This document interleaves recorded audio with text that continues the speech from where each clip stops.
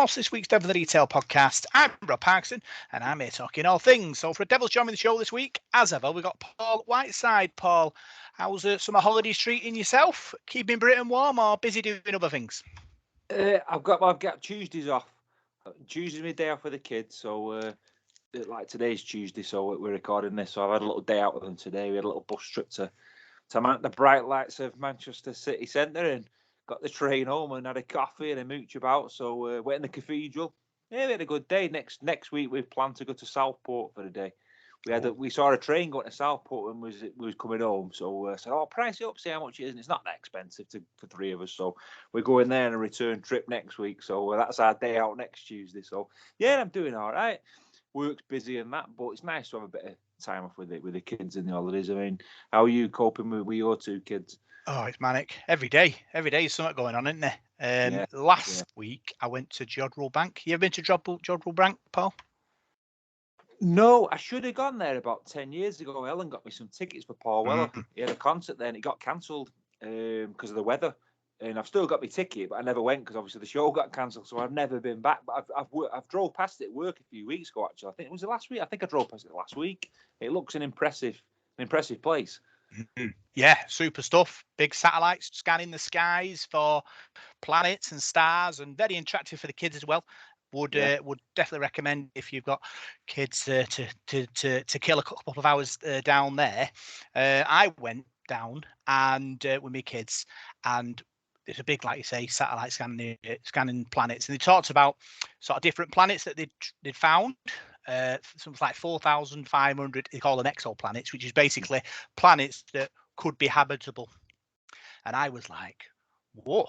So I looked into it a bit deep because there's a big thing on the wall, and they name them like random numbers and random letters. And I thought, that's a bit lazy, considering, science and getting this big telescope satellite to scan the sky and all the science behind that to find a planet and think, what we'll call it 1000A.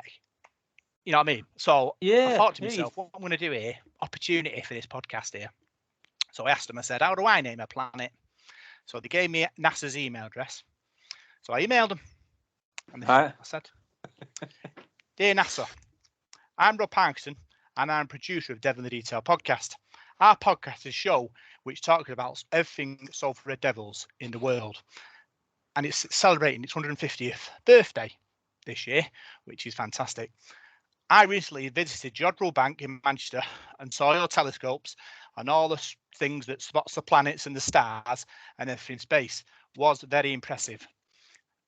I came across information that says that you discovered 4,000 exoplanets, and on further inspection realised that you name them 100X, etc. And I think that's lazy. So to give you an idea, if when you come across new planets, why don't you name your next planet Devil in the Detail SRD? I think that would be great for us, for publicity, great for the club, and great for rugby league as well. There's only 3 demands that I would like in response for this. 1, if there is water on this planet, I want it to be called Whiteside's World of Water. If there's mountains, I want it to be called Parky's Pyrenees. And if there's moons going around this planet, I want it to be called Zenith 1 or Zenith 2, depending on how many moons there is. Obviously, the end bit was thanks for listening to me, and hope to see you soon. So, a couple of hours later, got a reply. Dear Rob, did you? Thanks for your letter or for your email. It's been passed to the relevant department. Yours sincerely, NASA. They emailed you back? Wow. Wow. So that's exciting. So we're hoping. Yeah, but no, there could be something out there called the Devil in the Detail planet. With a load of little red Martians on it. Could be playing second row for us in about 20 years' time. Well, yeah, we've got this partnership with Ghana. We could get a partnership going with them. If there's any big lads there, we get them over for the prop. This is it. Profit and that for us. Yeah, we could be quids in. Be cheap as well. Yeah, that's right. Yeah. Wow, so that's something to look forward to. So we'll keep our listeners informed about that. and if anything comes up, probably won't do. But I think You never lots know. of planets You are never like philosophers and all that. And I suppose, what is it, 4,000 exoplanets? You run out of things to call them, don't you? Really. So that's why I suppose so. it's all ones and zeros and X's. I just thought it was lazy. So just thought opportunity. See what happens. You jump at an opportunity, you Rob, don't you? Trying You to. jump at it. Let's keep our fingers crossed. You never know. You never know. This is it. So we've not done a podcast for a couple of weeks, so there's loads to go at.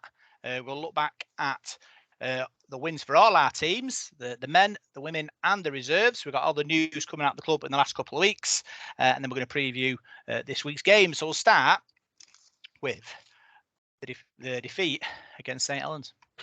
So Salford Devils were defeated against St Helens at the Salford City Stadium. They went down to defeat 18 points to 15. Paul, it's been a couple of weeks, so get the memory cells out and tell us all about it.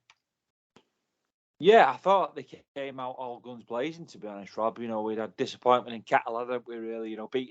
Well beaten in Catalan by the better side, really. And we got some players back for that game, didn't we? Tim Laffey returned, Mark Sneed returned. We had a bit more beef. We had Brad Singleton making his debut. So, on paper, the side before the game looked an impressive lineup, probably the strongest one we've had for a few weeks. And I thought they came out all guns blazing, real intensity.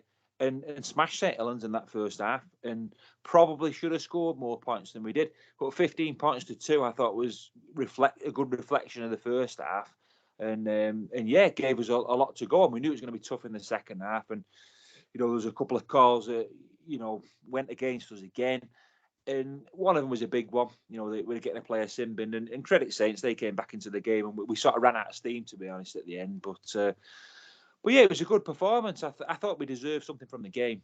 To get beat, I thought we was unlucky to lose the game. And I came away from the game thinking that's 3 home games where we probably should have won all 3 of them against Leeds and St Helens. So 26 points would have had us sat in 4th in the table. So I thought it was a valiant effort, Rob, to be honest with you. Yeah.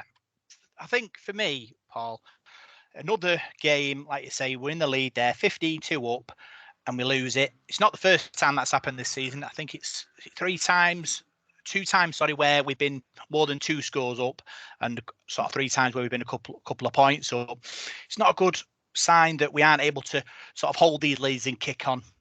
I know it's St Helens. I know they are a top team. I know this is St Helens' way. They'll play until the very, very end.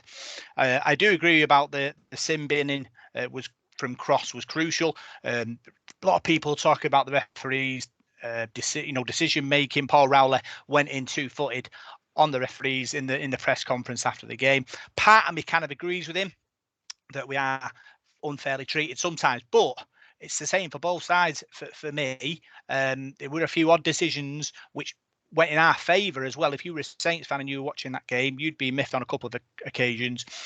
So yeah, disappointing that we didn't tie the game up, the win up at 15-2 up, but it was sounds. Yeah, I get that. People say about like it evens itself out and things like that, but I think what sort of narked the supporters and narked me really was that one where his foot was in touch. It was really crucial because on the next play from that's when Cross gets sin binned, and they score 2 tries while he's in the sin bin. So if that call is in touch, we get the ball back. Dion Cross don't get a sin bin. St Helens don't score, and you probably go on and win the game. So it's a big one. That it's not. Sometimes you can have tries disallowed or a forward pass gets away, but that was a real double whammy. I thought that one. It was a massive decision, but would we have gone and won the game? I don't know, because as I said, we were running out of steam in that second half. We put an awful lot into the first half, and they sort of clung on. They've got some classy players. That Wellesby had a good game in the second half, and we couldn't really hold them. And I thought it was alarming, really, the way we unravelled a bit in that last 20 minutes. They were ripping us to pieces, weren't they? And yeah, it was a valiant effort. I don't think we deserved to lose the game, Rob. I thought it was a good match, and 15-2. There was nothing in it. Was it 18-15? There was nothing in the game at all. But what you've got to do is now, as a positive, you've got to take that performance and that attitude into the Huddersfield game and the Wakefield game that are coming up. And if you play like that with that intensity, they'll win both those matches. So that's what you've got to do. You look at the Catalan game, it was flat. We had players missing. You get those players back, you've got a stronger side. we looked a totally different team. We looked dangerous. We look better. We look miles better with Tim Laffey in there as well. So, and Sneedy back. So, I think we've got a focus on the 6 games left now. We've got to focus on those matches and just try and win as many as we can. And if we do, we've got a good chance of finishing in the top 6. Yeah. Paul Rowley in the press conference wasn't screaming and shouting, wasn't raging, just calmly. And that's the sort of scariest thing about it. He was all facts for him. Talked about Kendall's and Moore being the best referees and us not getting them as much as we should. And I don't know what you get from calling officials out after games. I don't know how that sort of works when they sort of referee us again. Like I said, we talked about the pink boot on the touch line. If you watch the sort of the official footage where you can hear the referee and the linesman communicating, as the Saints player gets sort of put on his foot on the touch, there's no communication between the referee or the linesman. It's just silence until I think it's Dion Cross tries to kind of shimmy his other foot onto the line and then I think the linesman shouts no. So you're asking the referee to spot a foot in touch from 15 yards away. Yeah, linesman's on top of it. He should see it and he doesn't. But that's another thing about referees and linesmen working together or not working together in this situation to get the best result. And I think we got done there. Touch judge, Rob. Touch judge. Yeah. Lines is football. Okay. No, it right winds me up that when people say that. Does it? No, yeah, it's touch judge. But no, what I was going to say is, if you look at it from another point of view and take your sort of blinkers off, I look at the matches now and I watch them on the telly. I watch a bit of the cup final. It must be difficult for a referee because the game is so fast. I mean, even Australia, it's even quicker. But sometimes I think it's too fast. I think we've made the sport too fast. And I spoke to people who don't watch rugby league, who sort of, half watch it and, watch the odd game because I'm so passionate about it. And I talk to my friends about it and people like that. And they'll watch it and go, what's happened there? I can't really follow it because it can be a bit too quick. And I think we've made it like that, I think, over the last years. It doesn't need to be any quicker. And I think with that 6 again rule, you're making the game even quicker than it needs to be. Just take that out of it. If there's an infringement there, just give a penalty. Why does it need to be a repeat set? And it's just all fast and fast and fast and fast all the time. And a referee's a human. They can't always keep up with the play. I mean, you can say, he should be keeping up his full time and all that, but that much happens. I mean, it's so difficult to keep up with stuff. I mean, you look at the video replays, right? There was one at the Challenge Cup final on the weekend. I think they spent about 10 minutes trying to decide it. So if you've got a video ref that can't decide over it, how's a referee supposed to see it in real time? So I don't know. I think it's a difficult job, isn't it? And I mean, if you go through all the games over the weekend, no matter who's playing, whether it be Warrington and Leeds or Catalans and Leigh or whatever, there'll be a decision in all those games that the referee's probably got badly wrong. But I don't think it's the fact that he wanted to get it wrong because he's biased. He's probably just not seen it, or his touches hasn't seen it, because I sound like I'm sticking up for referees. I'm not. I don't think they go out there to manipulate a game, because I've seen people. Someone put on my preview today, we've got no chance of winning Huddersfield because the referee will be biased and this, that, and the other. And I think if you go into a match in that frame of mind, probably shouldn't really be going to the match. I don't know. I don't think it's like that, but I do think this video referee thing for me has got to be at every game. I think. I don't think you can have matches without it, really, because you do need that technology to be there. It needs to be fair, doesn't it? It needs to be a level playing field. And you think about certain clubs, there's a certain minority of teams, maybe Wakefield, perhaps Salford, who are not on the Sky television anywhere near as many times what Leeds and St Helens and Wigan are on. So how does that even up over the year? I mean, I don't know. I think if the technology's there, everybody should be able to use it. Yeah, I agree with that. Like I said, Paul, it was both ways. If you look at the Watkins try, Singleton, as the dummy runner, hits the line and should go through the line, but stops and blocks. I think it's Curtis. Is it Cinnamon? He sort of runs into him and he has to take sort of 3 steps to get round Singleton, and then isn't able to get to Watkins, who crashes over. So if that's on TV, the video referee looks at that. It's no try. So it's a positive thing for us that there wasn't one at that point. There was another one where Addy and Singleton put a shoulder barge on somebody. Referee signalled it was a shoulder barge, gave Saints a penalty, but didn't bin Addy. So I didn't quite understand why that happened. But that's another reason. That's another thing that because it's against us, we're never going to say, "Oh, you should bin him," because it's one of us. If you know what I mean, we just that just gets forgotten about. But there was other things. There was the kick through, which Saints sort of tap with their foot, and we don't get the restart. It goes to it goes to a 20-meter restart. There's the foot in touch, like we've said. There's the try where I think Welby throws it at Sneed's head and the ball bounces up in the air. And I think it's Lee's crashes over. Exactly the same sort of motion as when Laffey a couple of weeks ago, I think it was against Leigh, where it kind of comes off and both and Burgess races away for 80 metres but gets pulled back. Same motion, same action, different decision. And that's what infuriates fans, doesn't it? Because you're expecting a decision to be the same every time, but it's not.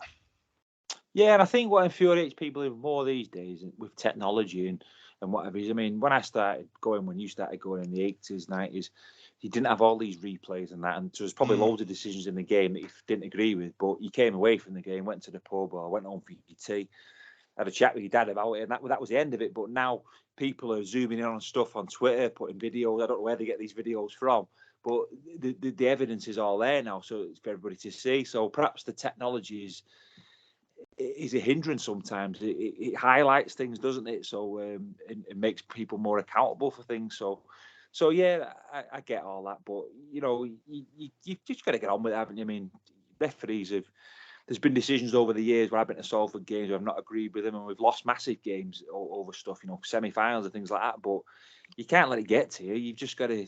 I think you just got to take things on the chin, haven't you, in sport? And you do in life, don't you? I mean, I tend to do anyway. There's no point in whinging about stuff. You've just got to, put a brave face on it and get on with it. So yeah, I think we could complain about it, and I just think it's really negative. And if you do that, I think it'll do your head in. You'll end up going insane. So I think, yeah, don't go into matches worrying about the referee. Just worry about I think Paul Rowleys said it this season. Just control the controllables. Control what you can control.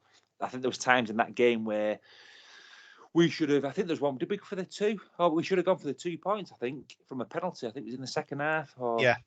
There was a time there where we could have turned the screw. So yeah, I think 15-2 up, we were in control there, and we should have turned the screw and won the game. Yeah, I think Paul Rowley says that he lets his players decide, doesn't he? And it was one point, I think, might have been the second half, where, I think it was that one where he could have goes. I think he signals for 2, but then Mark Sneed decides that we'll play it, and Paul Rowley was looking for him up above, thinking I want 2, but he still went. I don't think we scored off the back of it, but I suppose players are in that motion, aren't they? They're in the game. They have the feel of it. Yeah. They know what might come. And I suppose Paul Rowley wants to give his players that responsibility, doesn't he? And I suppose they'd do it all again, given the opportunity. I don't think they'd sort of double back on what their own decision making is.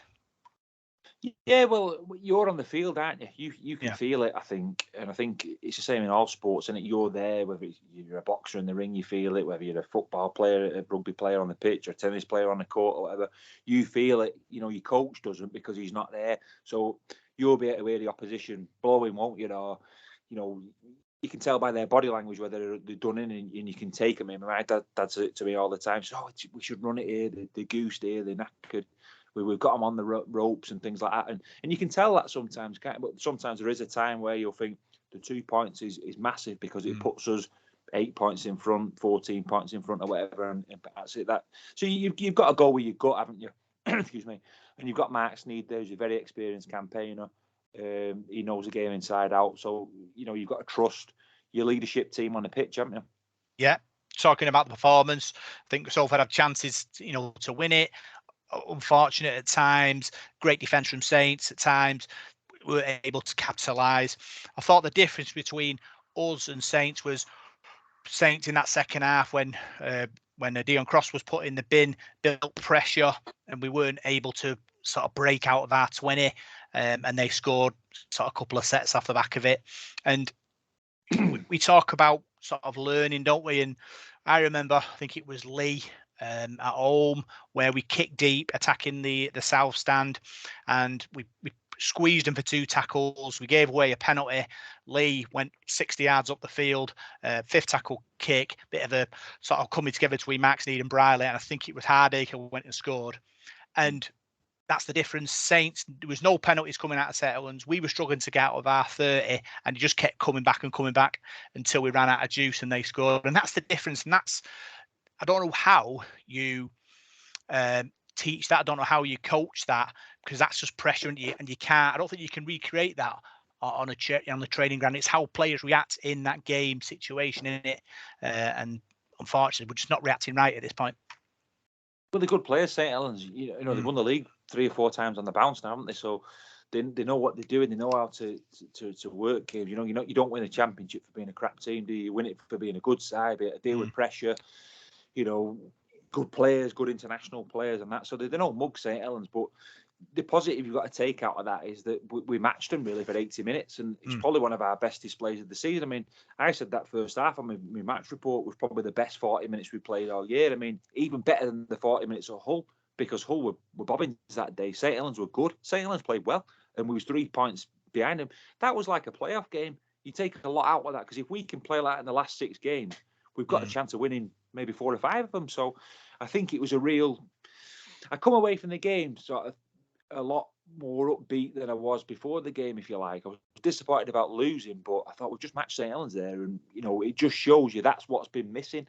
The last few weeks we've had some disappointing games. You look at the Wakefield away game, how poor that was, and then we can put in a shift like that. So that to me is frustrating sometimes, because you think, did we chuck that game at Wakefield?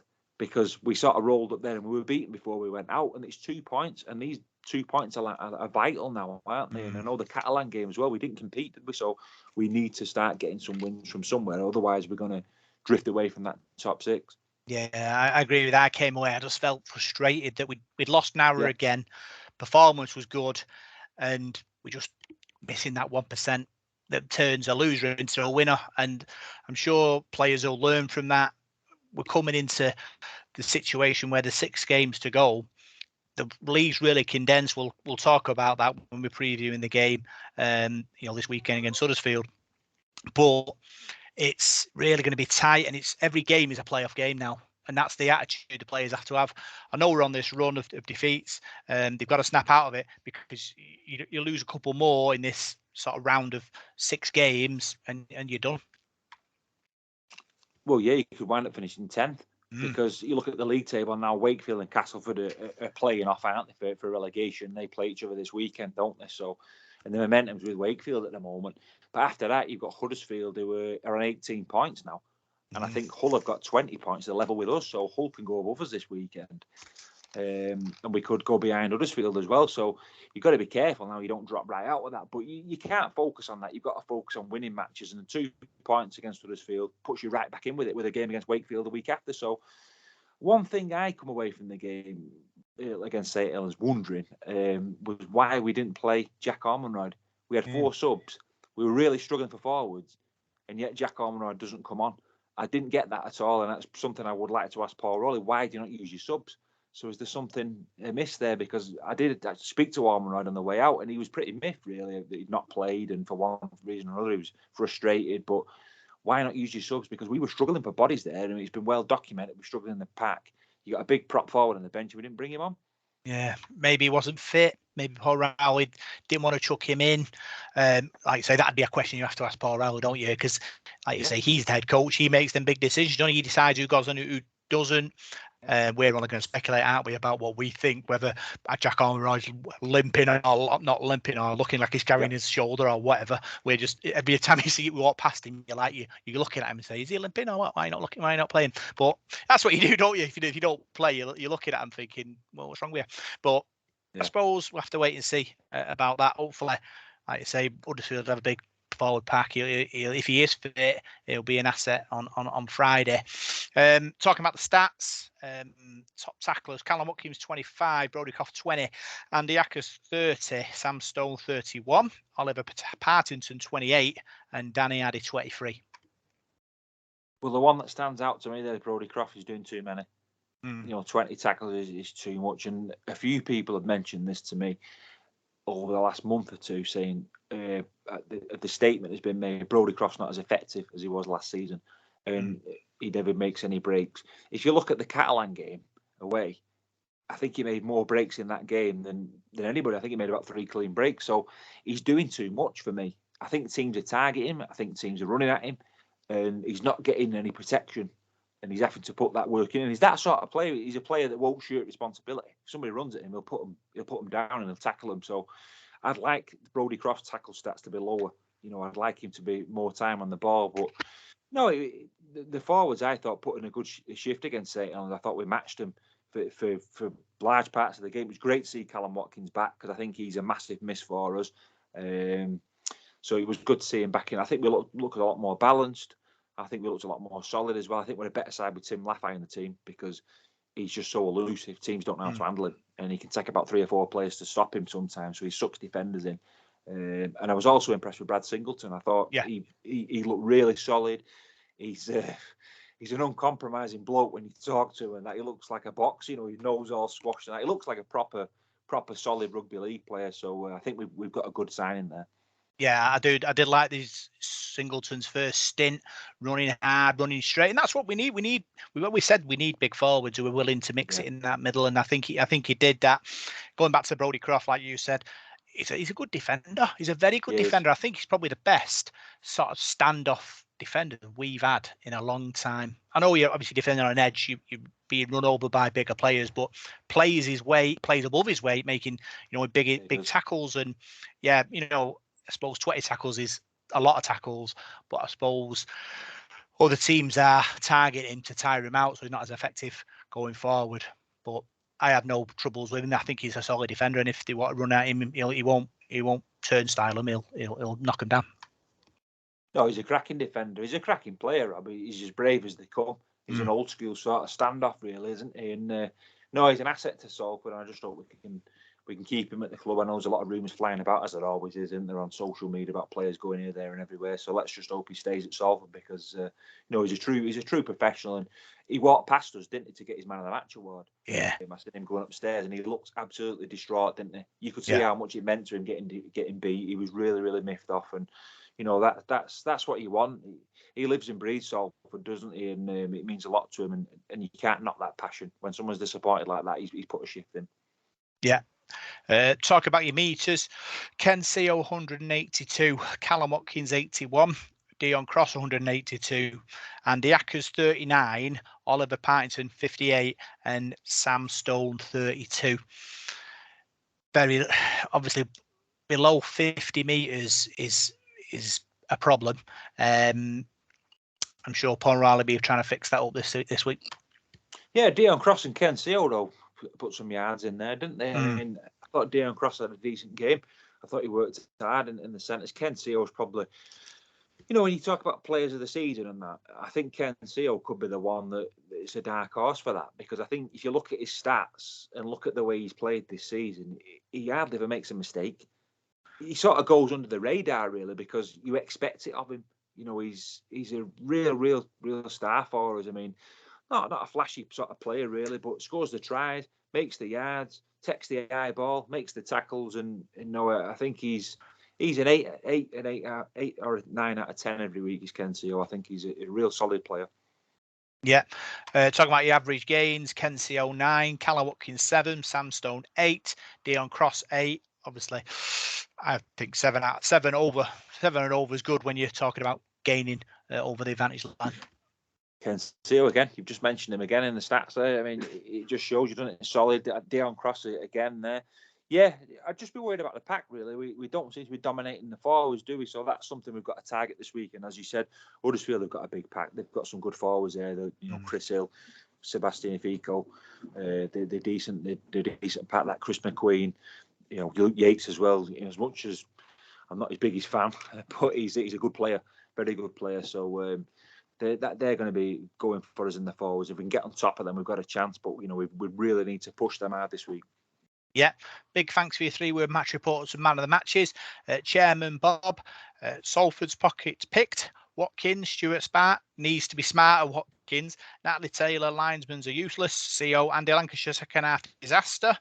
Brad Singleton. Colin Wilson, daylight robbery. Watkins, Anita, foot in touch. Singleton. Your mate Roy Ellaby robbed again. Watkins. Dave Parker, not far off Watkins. Alan Taylor, officials again. Disco T, shocking poor refereeing. Like we talked about, referees are only human. They just need more help, don't they, really? More video referee, more linesman, more in goal, more eyes on the prize. Gives you better decisions. Yeah. But, yeah. I don't know what difference a touch judge would, a video referee would have made to that situation, because he probably wouldn't have gotten to the video for that foot in touch, would he, really? Because there wasn't a try scored. So it's one of them, and you just got to take the rough with this move, haven't you? And, you know, if you spent all your time moaning about referees, you won't go to the game, would you? So you've just got to get on. It is frustrating, though. I mean, you come away from the game thinking what might have been, and you know, it's not just happened once. It's been the last 3 home games. There's been stuff, hasn't there? I mean, like that league game, I think Latelli scored a try and he was about 5 yards short, wasn't it? So I think we've been a bit hard done to the last couple of weeks. So hopefully we'll get a bit of look at Huddersfield. I mean, you remember a couple of years ago when Richard Marshall was the coach and Dan Sargent chopped somebody's head off and James Greenwood got sent off. We got a bit of good fortune that night, so we could do with another slice of that look, really, couldn't we? I think the referee was Scott McLeod that night, so we could do with him. Yeah. Talking off the field, we had our legends roll call. Was it 50, 60 legends of our club having a parade around the field? 6,500 in attendance. Fun day outside, real family atmosphere, and great. The club pulled it off.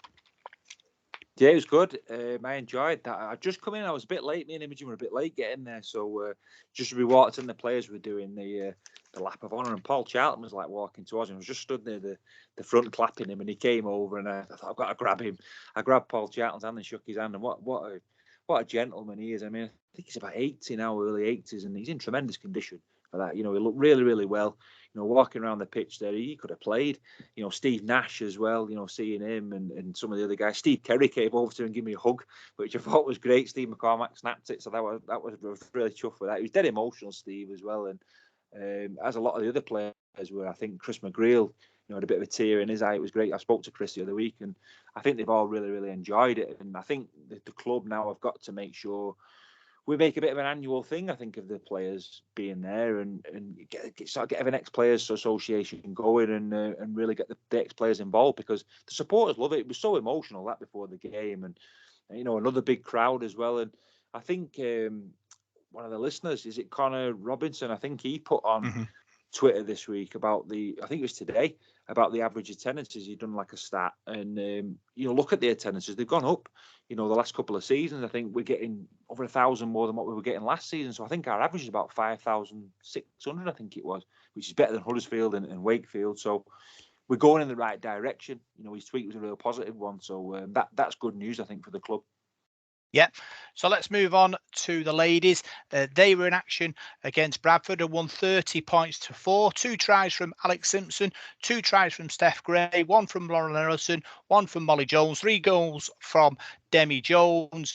Thought the ladies were tremendous. 35 minutes, totally dominant on that Bradford forward pack, causing errors, got good field position, scored some good tries off it. Bradford came back in a bit in the second half, but our game management, you know, saw the game home, and you know, got to be impressed. We're in the playoffs at the moment.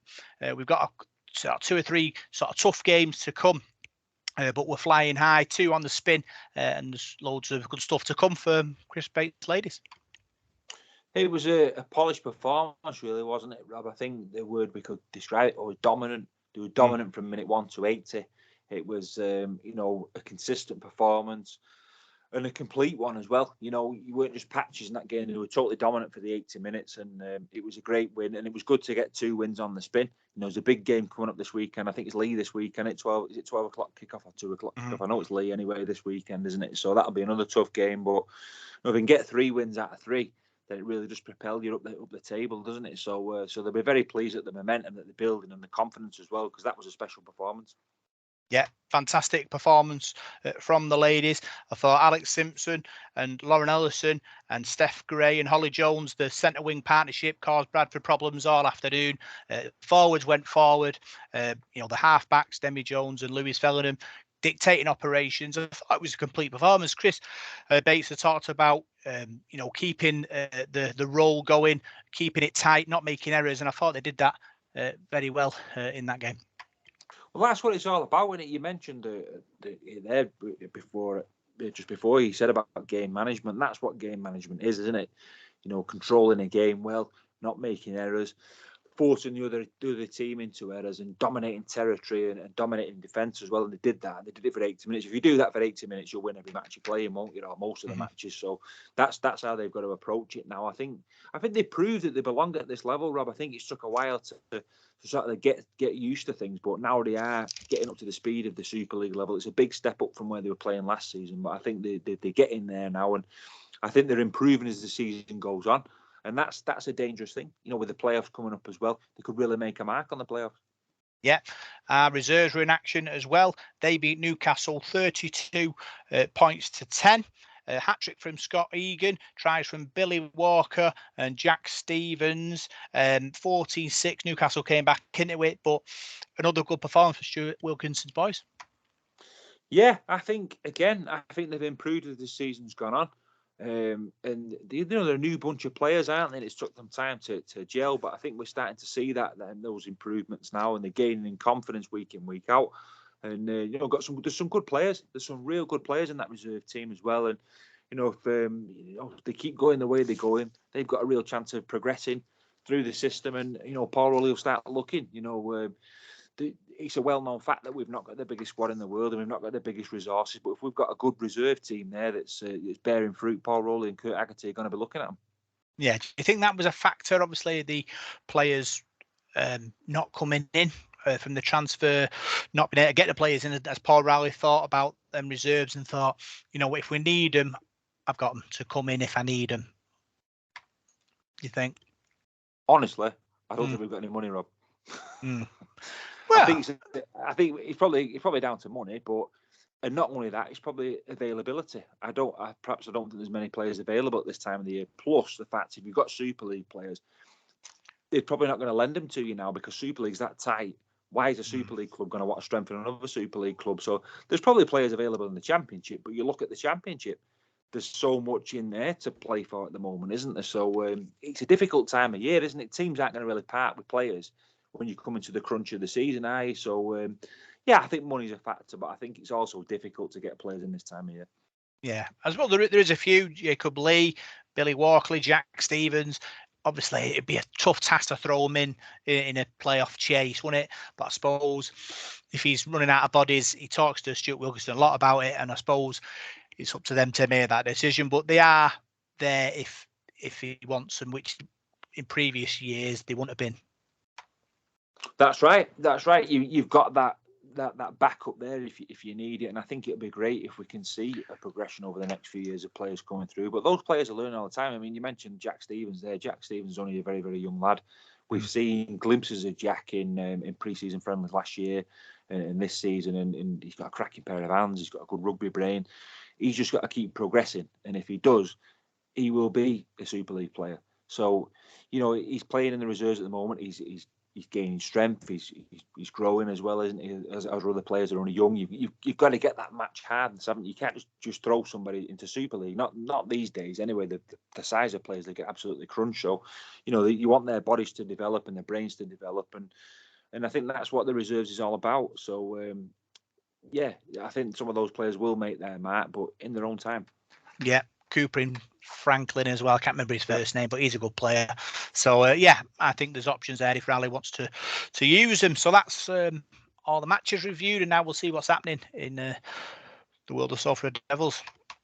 So we'll start, Paul, with merch. St Anne's Hospice shirt is still available. Big seller by all accounts.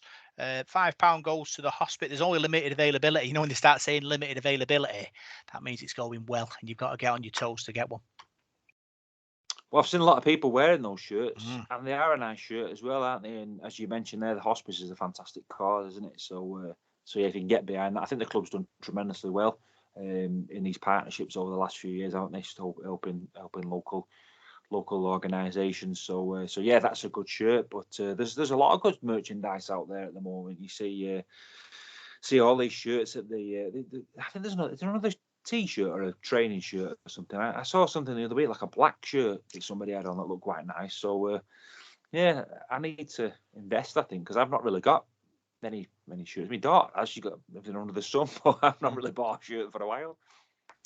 Doing Parky's job now, begging the X3 for merch. I like a bobble hat if there's any of them going. Is there? I do like my beanies. Yeah, I've always got a beanie on when I'm training, and that, Brian, my mate, always says that. He says every time you come training, you've got a different hat on.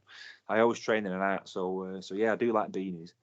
Can you imagine Parky's face if you turn up with a beanie given to you by the X3? Oh, maybe after months. X3, if you're listening, I've got a big head. Well, no, it's not a large. A large will do. Was it? Extra large for me. So yeah, so get yourselves to VX3 on the website. Get your stuff purchased. Helps the club, puts a bit of coppers in the club, which is great. Other news: the Pride round is the Wakefield game. Club are making a big thing of it. Manchester Pride's on I think it's the 26th of August. Planning to get a big float to go on that big parade. It's always a carnival atmosphere, loads of music, loads of dancing. Everyone has a great time. Yeah, my wife goes every year. Takes the kids to it every year. I think I went a couple of years ago with her as well. Yeah, it's a good day. She always enjoys it, and he goes through Manchester, done it. He gets a big crowd there, and I think they had a float on it last year, didn't they? Or was that the year before? I'm sure they did. I'm sure there was one there because I went last year. So yeah, I know they're looking forward to that. So it should be another good day. It should be another carnival day, as you say. And I was mentioning about the crowds before. The last 3 home games have been really good. I think we've got over 6,000 for the last 3. So we've got to aim for that again. Wakefield are probably not the most well-supported team going, but they've got some passionate fans, Wakefield, and they're desperate to win as well. If they beat Cass this weekend, they could be coming to Salford to push themselves off the bottom, so they could bring a real good following. I know it's been moved from a Sunday to a Friday, hasn't it? So it's not the easiest place to get to, is it, on a Friday from Wakefield's point of view, but no, I think you can still get a good crowd for that. So it's not winter time, is it? It's fairly light nights and what have you. So yeah, it should be another good event. Yeah, the Supporters Trust are running a night at the Bluebell in Monton. Celebrate through the decades. 19th of August. £10 per person, includes your supper, all your party classics through the years. Paul, there's a raffle involved as well. Are you a disco dancer, or do you go and prop the bar up when you go to these kind of things? I'm more of a prop in the bar. To be honest with you, I was going to say your thing there, all the hits to make your feet tap, and I couldn't remember that thing you used to say. Is on Bobby's Magic Music Hour. Yeah. It was always all the hits in the mix to make your hands clap and your feet tap. Feet tap, that's it. Yeah. Yeah, it should be a good night. I think, is it this Saturday that? 19th of August. This Saturday, isn't it? Yeah, it's this Saturday. Yep. It's a nice pub, that, the Bluebell, as well, isn't it? Yeah. So contact Shirley or the Supporters Trust to get a ticket for that. The summer camps at the foundation are running and going very well. I think Vicky Kinney and Kenzie were there, I think it was last week, with the kids playing rugby. It's great, obviously, that the 2 of them took time out of their own lives to go down and help.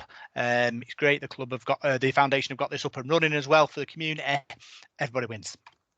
Yeah, they certainly do, yeah. And, great to see Kenzie and Vicky Kinney getting involved. They're real good ambassadors for our club, aren't they? And yeah, it's another positive news story coming out of the club. And I think we do an awful lot in the community. We mention that all the time, don't we? And getting kids involved, especially this time of the year in the summer holidays as well, is great stuff. Yeah. Shuttle buses are going to be running again for the Wakefield game, the Warrington game, and the Catamount game.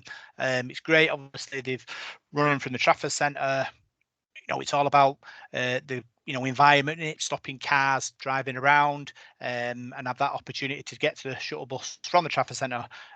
Gives you a chance to go to Trafford Centre and have a good pre-match if you don't want to go to the ground. Excuse me. Yeah, I think it's a great idea.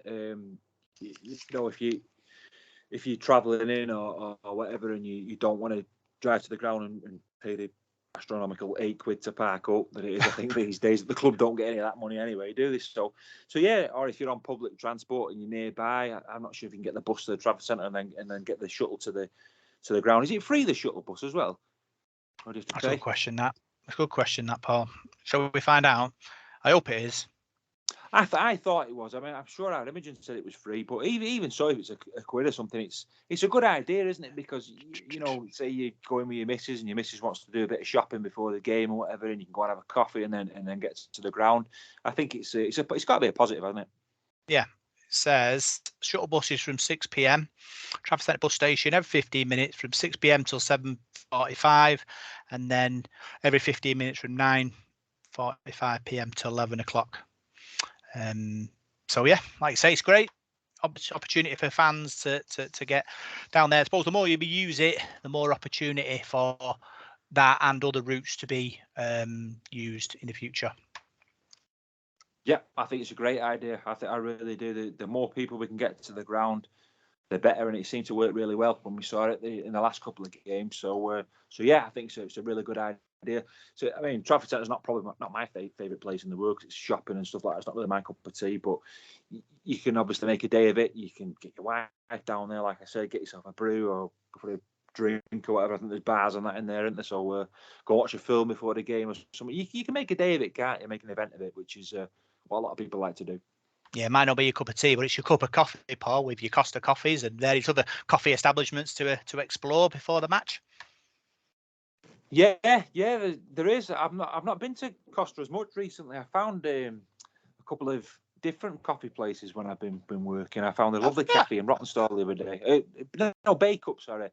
I can't remember the name of it. It was a cracking cafe. So stopped off there the other day. I might go there again this week. So if I get any work up there. So yeah, I think independent coffee shops are a good support, to be honest with you, because they don't make as much money as these branded ones. So yeah, I still like going to Costa and that, but I think it's important to put a bit back in. So I like me greasy spoon cafes and places like that as well. I can stop off. Support your local coffee shops and local businesses, especially in the climate we find ourselves in. Every penny matters, doesn't it? So if you're thinking about going to the match, maybe find an independent cafe or pub to enjoy your pre-match beverages, unless you go to the game, and have it at the club, in the club. Give them some money too. And always drink responsibly. Yes. Other news, our physical disability players, 6 of them have been selected for Wales, who play England on the 2nd of September. Fantastic achievement for them. Obviously playing for a country. I think they beat Australia, I think, in the World Cup last year, which is fantastic. And taking on England will be a big test for them. Yeah, of course it will. Yeah, so and it's growing all the time, that side of the game, isn't it? And yeah, beating Australia, anything is a massive achievement. So yeah, let's get behind that because it should be fantastic. That. Yeah, the Welsh squad is Sam Bowditch, Robert Carpenter, Shane Chilcock, Richard Ellis-Thomas, Kieran Gardner, Nicky Harris, Dylan Hughes, Timid Hughes, Morgan Jones, Paul Jones, Ben Lewis, Stuart Newton, Isaac Pickett, Daniel Shaw, Gareth Sullivan, Leif Thorborn, and Chris Young. So that'll be a good game to get down and watch if you can. Final bit of news, Paul. A couple of weeks ago, one of our ladies, Darcy Price, announced she was planning to play for Jamaica in the off season or the end of this season in a game. I think it was against Canada and the USA, and she was asking for people to sort of donate so she could try and get to Jamaica. And it seems like she's raised enough money to do it, which is fantastic. Big thanks to everyone who donated and helped to represent a country of Jamaica. Oh, that's great news, isn't it? It really is great news. We were saying, weren't we, a few weeks ago, that representing your country's got to be the pinnacle of your career, hasn't it? So if she's raised the money and she can actually do that now, it's happy days, isn't it? That's brilliant for everybody who's got involved with that, and congratulations and good luck as well. Let's hope you go and represent them and they get some wins. We'll have to get her on a bit before she jets off to Jamaica. Another international in our ranks. Another tick on the old podcast bingo. Let's see if the Kofi can raise us some money to go with her. Cover it in Jamaica. Yeah, you finding your Jamaica passport. Yeah. Too right. Yeah. So that's all the news. And now we'll look forward to this week's games. So we'll start with the reserves. They're in action on Saturday against Huddersfield. They're away from home. They're playing on Saturday, Laundred Hill, midday kickoff. Obviously, win last week. Will be full of confidence against the Giants. Yeah, they certainly will. Win will do them. Will the conference, and they've been playing well the last couple of weeks, haven't they? So it's another tough fixture against the Giants. We all know Huddersfield have got a decent setup there, haven't they, with their academy and the reserve team. They've got a lot of players at their disposal, haven't they? So it'll be a tough test. But the way they're playing at the moment, I'm sure they'll be going there confident of getting a result. Yeah. Our ladies are in action on Sunday. They play Leigh away at Twist Lane, 2 p.m. kickoff. Like we've said, they are cemented in the playoffs. They play Leigh, Barra and Featherstone in the next 3 games, who are the 3 teams around them. They've been, playing fantastic in the Super League 2, and we're very excited what they can do. Obviously, after last season's, fantastic season, winning the championship, winning the League Cup, and continuing this wave of positivity into the Super League, and now mixing it against these top teams. Well, that's what you want. You want the ladies to become an established club at that level, don't you? And that's what it's all about. And particularly this season, you're finding your feet, you're making your mark, you're becoming established, and then next season you kick on and you improve even more. So, this season's been I'm not going to say a struggle, but it's been a test, hasn't it, and a move up the ladder. And I think the every single member of that squad has stood up to that test and stood up and been counted. And now this weekend they've got some big games coming up now, and I'm sure they're going to finish with a flourish. Yeah, they play Leigh away on Sunday, then they play Barra away on the 3rd of September, and then they finish with Featherstone at home on the 10th of September. Playoffs are between teams that finish 2nd and 5th. We're currently 4th. Featherstone on 10, Barra on 10, Leigh on 11. We're on 8. Bradford are on 4. So it's going to be a real tussle. We're playing the 3 teams above us, but it's really tight. So we can pick up 3 wins there. We could be, mixing sort of 2nd, 3rd in the league. Gives us an opportunity in the playoffs for possible home ties. It certainly does, and that makes a massive difference, doesn't it? In all walks of the competitions, doesn't it? You get that home draw. It's a massive advantage. So yeah, these next couple of weeks are going to be pivotal. Starts on Sunday at Leigh. Going to be a tough game, but that's a game they can target, and especially after last week, the confidence, take it into that game. I'm sure they can turn Leigh over. Yeah, very exciting times. Speaking to Brogan Evans on our next pop-up podcast. So tune in, see what she has to say about the running and what's going on with the ladies. Will be a great listen, that one. So let's move on to the Huddersfield game on Friday night. Like I said, all the teams around us are all condensed after our great start and great run early in the season. Through the last 60 feet, as we've been sucked back in now. So all the good that happened before have gone. It's playoff rugby from game to game now. And hopefully we've got enough to start winning again and get back in the playoffs. Yeah, I think we've been saying that for the last couple of weeks. These games have been not do or die games, but I think they get more important as the weeks go by, don't they? Because our sort of place in the top 6 has eroded away, hasn't it? And we've dropped down the league slightly. So Huddersfield are right on our tail now, aren't they? I mean, if you look back a few months ago, Huddersfield got absolutely plastered at Leeds, didn't they? 54-0. And we all thought Ian Watson was going to lose his job. He clung on to it. Ken Davies kept faith with him. I mean, credit to Ken Davies. And they sort of turned it round. I think they won 3 on the bounce, didn't they? Or 4 on the bounce. And they were pretty close against St Helens at the weekend, I think, from what I read into it. They came back from behind and had played with a man sent off as well. So they're 2 points behind us now. So if they're to win on Friday, they're level with us, so they could overtake us. So it's a massive game for us. It really is a confidence game as well. I think we just need a performance not a performance. We need a win. Whether it be a scruffy win, whether we win by a point, or it's a really bobbins game and we get the result. We just need the 2 points. That's what it's all about now. And just book that trend of defeats, and then you've got a home game against Wakefield then to build some momentum then going forward. So it's a big game for both clubs. It really is, and you've got the added factor of the ex-Huddersfield players who play for Salford and things like that, and the Ian Watson situation that everybody seems to keep going on about, even though he's not been there for 3 years. But we all seem to talk about it, don't we? So, and it adds a bit of extra spice, doesn't it? But no, I think it'd be a good game. They're always good games against Huddersfield. We've got a good record there as well. We've won a few games there, and they're always good tussles, aren't they? So they've got some good players, and so have we. So it should be a good battle. Who do we look out for in that Huddersfield team as being the danger man?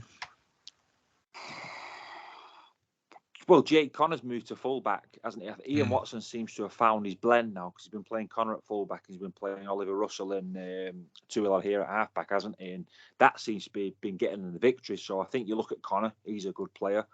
He's a maverick player, but he's a good player. You've got Christmas Queen in the pack as well. He scores lots of tries for a forward, and he always seems to score against us. So you've got some good players there in that team. Lawler here and Russell, as I mentioned, are good players. You've got Chris Hill. He's a top player for me. 35-year-old, still keeps churning out the performances. And another player that I mentioned before, Luke Yates. I mean, I wasn't impressed with the way he left Salford. I felt he walked out on us a bit, really, but he's a quality player. Every time I watch him play, he's all over the place. He's got a terrific engine. He's a terrific defender.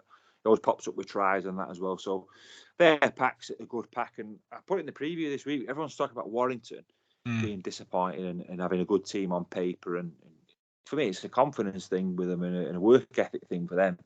But Huddersfield's a very similar one because you look at their team on paper and theirs is probably just as good as Warrington, if not far off. They've got a team full of top players, really.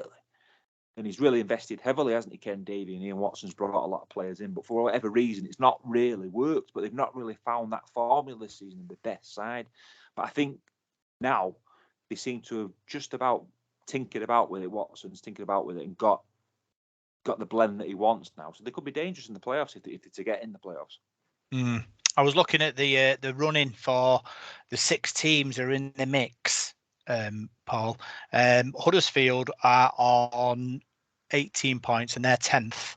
They play us at home, they play Leeds at home, they play Leigh away, they play Hull KR at home, they play Hull FC away and Warrington at home to finish. The Warrington in 5th with 22. So out of them, how many think they'll win there? Huddersfield. They could win all them games, couldn't they? I mean, you're talking about the 2 cup finalists there at Leigh and Hull KR. I mean, with Leigh now, it's going to be a massive, massive test of their resolve. They've just won the cup. Are they going to put the queue on the rat now? I don't think they will, because I think you could tell that from the week before. They played Leeds the week before the cup final, and they went there and won. And I thought that was a brilliant victory that for them. So I'm not so sure. I think they could be dark horses, Lee. I think they could be a side that goes to the grand final. The way they're playing at the moment, it just depends on how they react now from this cup. Hull Kingston Rovers could be the same. They could fall away now, because they've lost at Wembley. But they're winnable games for Huddersfield. I think Warrington, they have another team, aren't they? They can't buy a win. So I think all those games, Huddersfield have got a chance of winning. Well, yeah, Warrington are 5th with 22. They play Leeds away, FC away, Cass at home, us away, Saints at home, Huddersfield away. Like you said, can't buy a win. If they get to 24, because they've played Cass at home, you think towards the bottom of the league, you should get a result home there. That gets them to 24.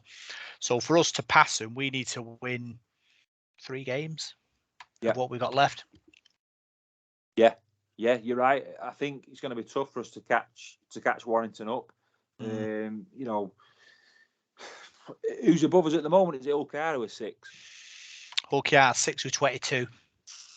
So they play Saints away, Leigh at home, Catalan at home, Huddersfield at home, us at home, and Wakey away. So it's another tough running. I think for us, Rob, I think we've just got to concentrate on ourselves. If we can win sort of 4 out of that last 6, we should make the top 6. I think we'll make the playoffs, but it's a big if, the way we've been playing. But I think our games, they're winnable games, aren't they? I mean, you take these 2, Huddersfield and Wakefield, you've got 2 games there that if you play like you did in that first half against Saints, you should win them both. Then we've got the Catalans at home, I think, Warrington at home, both winnable matches. Hull KR away, you're playing a side that's around you, so that's a 4-pointer. And then who's the last game of the season? Who else we got? We've got Huddersfield away, Wakey at home, Wigan away, Warrington at home, Hull Yard away, Catalan at home. Yeah, it was Wigan away, the other one I couldn't think of, but that's going to be tough going to Wigan. They're in good form, aren't they, in the league? They look good, they look solid, they look tough. I mean, they got knocked out of the cup, didn't they? And you would expect them now to be wanting a response. Matty P and the people at Wigan aren't going to stand for that. They want to win something this season, so they're going to be gunning for that now. And I think St Helens are the same, aren't they? You look at them, they're coming good now, aren't they? I think they're up to like joint second or something now, aren't they? Got about 26 points, and they lost that cup game, and Paul Rowleys will be under pressure. And I mentioned it to you before the other week about his rant that he came out with, and I think that's all to do with the pressure that he's under. And he's got to deliver something there at St Helens now and win that league this season, hasn't he? So they're going to be tough to beat as well. So no matter who you play now in this running, they're going to be difficult games because your teams are everybody's playing for something. You're either fighting for the top six or you Castleford and Wakefield who are fighting to stay up. That's a shootout between them two now. I mean, I don't know who my money would be on. Cass have brought a new coach in, haven't they? Or have they? Yeah, they brought in Dane Dorray and Danny Ward, didn't they? So they've got a new coach in. I know this is a weird one, isn't it? Featherstone sacked Sean Long. Yeah. Sean Long's now gone to Wakefield. And I think James Ford, who was at Wakefield, has gone to Featherstone. So it's a real merry-go-round of coaches there. And I couldn't get my head around that because they've only lost 2 games all season. They're top of the table, about 10 points clear, and they've sacked him. So yeah, could that work in Wakefield's favour? Or could Danny Ward be the savior at Cass? And they play each other this weekend. What a game that's going to be! Yeah, Friday night, total shootout is it West Yorkshire? Oh, it's going to be well worth watching. Good job it's on Sky as well, so we got the old video referee just in case. You might need it. Yeah. So obviously, I think for us, if we can win the next 4 out of 5 and go into that Catalan game, having to win to get in the 6, I'd take that. I think. Yeah, because the thing is with Catalan, they're a different team when you get them away from them than you're doing Perpignan. I wouldn't like to go to Perpignan in the playoffs. I mean, when I saw that game against us the other week, the atmosphere there, if anybody goes there in the playoffs, it's St Helens, Wigan or whatever, it's going to be tough because the referee seems to give him everything because he's on the back, the crowd, it's a real partisan atmosphere. They're going to be really hard to beat in the playoffs. So if they get a home draw, I can see them getting to Old Trafford, and they deserve it. They played well this season, so they could be one of the teams to beat. But no, I think playing them at Salford, they might. The thing is, they might already be guaranteed top. They might rest a few players. We've got them there, so you don't know what's going to happen, do you? But we've just got to win this weekend. We can't afford to lose another game. If we lose to Huddersfield, it's not curtains, but it's going to be difficult from there. Yeah. Hull are on the same points as us. I've got Wigan away, Warrington at home, Leeds at home, Cass away, Huddersfield at home, and Saints away. So it'll be interesting to see if we finish above them. They've got a tough run in, haven't they? By the sounds of it there, they've got some tough games. I know they play Wigan this Friday, don't they? But you can see Hull winning there. You could see Hull going to Wigan and winning because they've got some talented players, haven't they? And they pulled it off a few times, haven't they? They're a bit like Leeds. Leeds are a bit like that. They can be absolutely awful, and then they can go away from home and win by 40 points at Wigan or St Helens. They've done that this season. I think if you look at their results, I'm sure they've won at Saints, and I'm sure they've won at Warrington, and I'm sure they've won at Wigan. Yet they've lost to Wakefield and Cass and Huddersfield. So they're just a funny side, aren't they? So, but Hull, they've come good, haven't they, since they've got that settled partnership between Jake Clifford and Jake Truman. Since them two have been playing well together, they've looked a lot more solid. Yeah, and Leeds have Warrington at home, Giants away, Hull away, Wigan at home, Catalan away, and Cass at home. So that'll be difficult. A couple of in that middle bit of Hull, Wigan, Catalan. There's a run there that you might not get anything out of. I suppose looking at those run-ins though, nobody's got an easy one. and No. nobody's really. They're all much the same, aren't they? They're all playing more or less the same sides, aren't they? Because aren't some of these the loop fixtures anyway? So you're playing more or less the same teams anyway, aren't you? Teams that finished around last season or whatever. So I think everybody's got difficult away games and difficult home games. We've all got a game against either Wakefield or Cass, haven't we? So, but the thing is, then you can't say they're easy games because they're scrapping for their lives now, aren't they? Especially Wakefield. I mean, they've sort of got a lot of confidence at the moment, haven't they? Especially, I wouldn't like to play Wakefield away. And from what I've seen of their fixtures, they seem to chuck their away games and then front load for their home games, don't they? Because every time they play away from home, they get hammered. But at home, they're winning games, aren't they? So yeah, I think whoever you play at this time of the year is going to be desperate to beat you, aren't they? So they're all tough matches. Yeah. So prediction time, Paul. What's your thought process for the Huddersfield game? Well, I thought I want, to be honest. We'll go a close one, I think. I'm going to say Huddersfield 18, Salford 25. 25-18. I'm going to go for big Salford win. Huddersfield 6, Salford 30. You always go for a big Salford win. Oh, yeah. You're the most confident person in Salford. You'll be the coach. Yeah. Rowley ball will find its feet in Fartown. There's your headline for your match report. You call it Rob Ball. Call it Rob Ball. Bob Ball. You imagine? You should be a motivational speaker, you. You think so? You really should. You're the most positive person I know, anyway. Get all nervous around players, though, and coaches. But you are. Who was I talking to about this? I think me and Parky were discussing it off air when you gone doing something the other week, and we were saying how, like, you are the most positive person. I mean, I don't know if we had this chat, but I was driving back from. Where was he coming back from? I think it was Wakefield. We was coming back from Wakefield, and I was with Oscarson in the van, James Oscarson. And you phoned us up, and we just come over Saddleworth, and you come on the phone, and it's absolutely chucking it down. And me and Oscar were really, like, sort of down in the dumps, having a bag of wine gums on the way back. And we put the phone down to you, and we both looked at each other and went, God, I feel great now. I feel like I could just get out of the van and run down the hard shoulder all the way back to my house, because you just felt like you'd lifted us because you were so positive. We just lost by 40-odd points at Wakefield, and you spoke to us and went, yeah, it's all right, lads. We're going to be okay. Yeah. Yeah, so you should be a motivational speaker, Rob. You really should. You're so positive. Yeah. Yeah. I think in sport, I think it's more a lot more in your mind than people take. Yeah. And, it's kind of vibes in it. I mean, if you're thinking positive stuff happens, and part of that is picking people up when they're feeling a bit flat.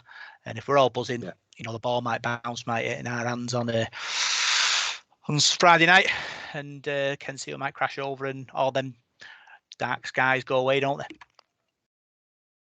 Yeah, I think you're spot on. We've mentioned this loads of times, haven't we, about confidence and things like that in sport. And I think if you've got a happy team, happy players, and they're in a good place, they'll run through a wall for you, won't they? And it's a bit like that spirit of 2019 that we had.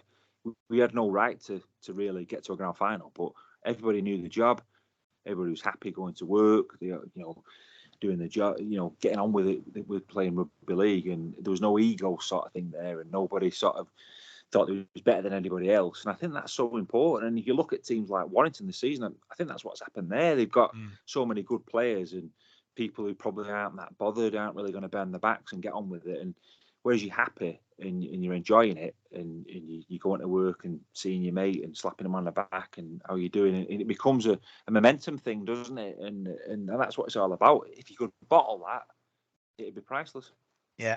And that's why you get your moments like £1 Million Miracle when it really happens, when everyone wants it so bad. And, that's what it's all about. And if you're all behind it and everyone's, happy and everyone wants to play, good things happen.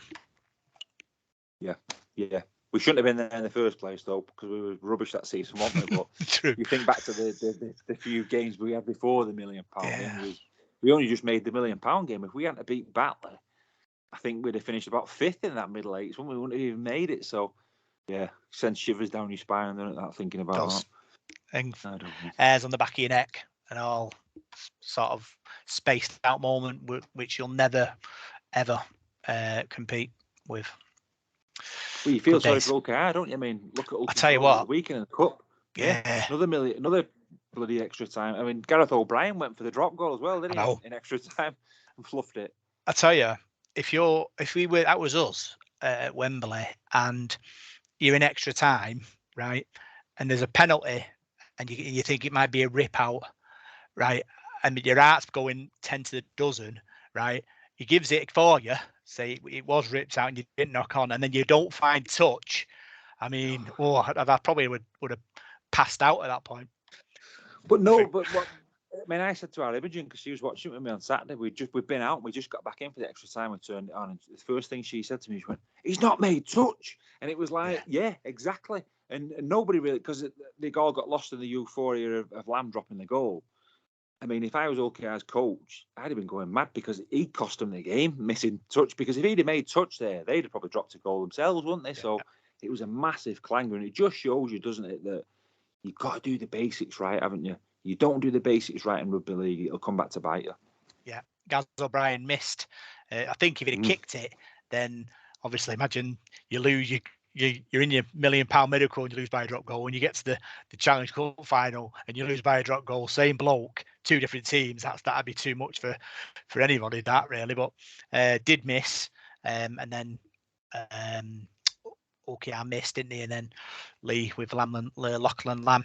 Fairy tale stuff there. Father and son win the cup, and you've got to congratulate them. They are our local rivals, but it'd be great for the sport that it's not Wigan or Saints or Leeds or Warrington. Gives teams like us that belief that we can get there one day and win it. It was great. It was Roy of the Rovers stuff. I mean, I watched a bit of the parade that they had in the town, and I was working in Leigh last Thursday. And it was really busy going down the Lancs. Where was I going now? I was going out Lancs past Leigh anyway. It was so busy. But someone said to me in a cafe down there in the morning that, "Oh, don't go near the stadium because they're all waving the players off because they were going to Wembley." And I thought, wow, this is great, this. And I saw that homecoming parade that they had. And you think, that's what it's all about. There's thousands of people there, weren't there? And, it puts rugby league on the map. And I think the Challenge Cup this season has been tremendous. The two semi-finals on the telly were absolutely brilliant. They were sort of great games, weren't they? Great excitement. And the final was the same. The 1895 game was a great match as well. So, I mean, if you're a neutral and you're not really into rugby league and you've watched those games on the BBC, you live down south or whatever, you must think, blimey, that's a great sport, that it really is. And, something I'd like to watch again. So, yeah, I was really chuffed, really. I thought they'd done really well. I mean, from where they've come from, really, in this season, they've had more jam than Hartley's this season, haven't they? In the game, they've rolled their luck, haven't they? But fair play to them. Fair play to them. They've rolled the luck. They've probably, had a fair share of it. But I think it epitomises in the way they played at Leeds the week before. They've got Leeds away the week before a semi-final, and they went there and won. And I thought that was a great result for them. They played they've not got any reserves to play, really, have they? But they played the full strength side and won, and then went and won at Wembley. So you can't whack that. And they're a bit like us. They've not been there since 1971 in a cup final. So, I think it's great that a new team's won it. Yeah, and that wonder try from Batley against Halifax, where the ball just gets moved around. I mean, what magic that was! Elliot Keir as well, wasn't it? Former Salford player. Yeah, who got the try. You just got to feel sorry for Luke Hooley, who missed the conversion, because it was a difficult conversion. Well, and that would have drawn the game, wouldn't it? But I was really pleased for Dan Murray and Ryan Lannon. They were in the Halifax team, weren't they? And pleased for Halifax as well, because they're a club that's been out of the limelight for a long time. Then did they get relegated 2003? I think they went down. They've not been in the Super League for 20 years, have they? So, and they're a good club, good people, and a very historic club. So they could be a dark horse for that championship. They beat Featherstone last week, so that goes down to a playoff, doesn't it? I know Featherstone are dominating the championship, but they've got to win a grand final, haven't they? So, Halifax could be coming back up again. You never know. Yeah, good karaoke pub in Halifax, the Railway. Did a bit of karaoke in there back in the glory days. It's a cracking day out, Halifax. I remember the last time we went in the league, was it? Well, we played them at first division, didn't we, about 2008, but 2002. I remember us being 15-0 up at half time, and we nearly tossed it away in the second half at 15-12 or something like that. But a shame. And no, it's like Thrumall. It was a great place to go, and Halifax is a good away trip. So I'd love to see them back in Super League. Did Ashley Gibson score twice that day? I did. Yeah, just popped into me. Yeah, we got relegated, wasn't it? We got relegated that season, but I think we won a couple of games on the bounce. We won there, and I think we beat London and a couple of other teams. We didn't win many matches that season. No. No, it was poor. Through the drunken haze, remember that. So, another great show. Really enjoyed it. Good chat. Feel happy. Feel ready to go and attack Huddersfield on Friday. Yeah, I'm really looking forward to it. It's amazing that you miss a week for the cup final, and I don't know. I think I needed a week off after that St Helens game, but now I can't wait to go again now. So yeah, looking forward to it. It should be a good game. Friday night at Huddersfield under the lights should be exciting. Yeah, Park is not his hobnobbing at the Lance Todd Trophy dinner with rugby league royalty. We're not jealous, not even a little bit.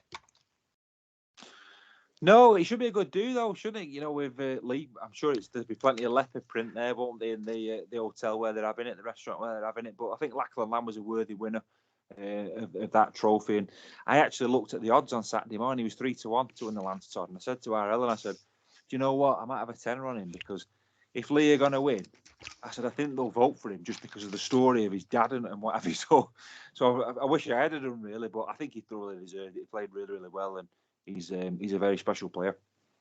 Yeah, and all our YouTube watchers will see a Chris Hemsworth lookalike, which Paul's wheeled out today with that little blow-away tash he's wearing. And who lookalike? I think it's called Chris Hemsworth from one of the Marvel films. Oh, right. We'll see how long this lasts for. Tune in, see Paul's blow-away tash. Beautiful stuff.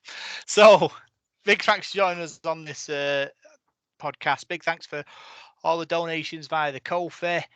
Helps us, produce this podcast and pay for the programs, which allows us to produce this, Paul.